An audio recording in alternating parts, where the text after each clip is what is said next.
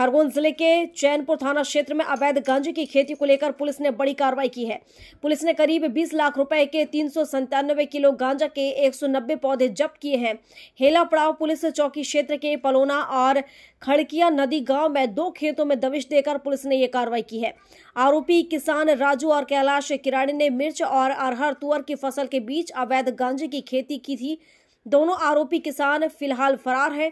Police की कार्रवाई से आदिवासी अंचल में हड़कंप मच गया है।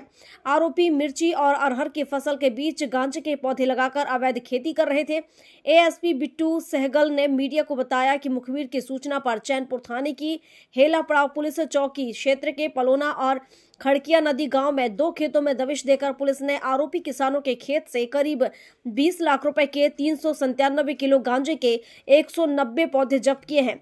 आरोपी किसान मिर्च और अरहर के फसल के बीच गांजे की अवैध खेती कर रहे थे। पुलिस दबिश में अवैध गांजे की खेती का पर्दाफाश हुआ है। मौके से दोनों खेत मालिक आरोपी फरार बताए जा रहे हैं। आरोपियों की गिरफ्तारी के बाद उनके नेटवर्क को लेकर पूछताछ की जाएगी। अवैध गांजे की कार्रवाई की गई है। सर क्या कुछ मामला है? सर खरगोन में थाना चैनपुर अंतर्गत चौकी हिला पड़ावा में मुखबिर से सूचना प्राप्त हुई थी कि राजू पिता इड़ा सिसोदिया जो कि पलोना का रहने वाला है एवं कैलाश पिता गोरेलाल किराड़े जो कि खड़किया नदी के रहने वाला है, इसके द्वारा इन दोनों के द्वारा अपने अपने खेतों में अवैध रूप से गांजे की खेती की जा रही है। इस सूचना पे से विधिवत नियमानुसार थाने की पुलिस द्वारा वहाँ पे दबिश दी गई और सर्चिंग के दौरान यह पाया गया कि इन लोगों के द्वारा अपने खेतों में मिर्ची और तुअर की फसल के बीच में अवैध रूप से गांजे के पौधे उनके द्वारा लगाए गए थे।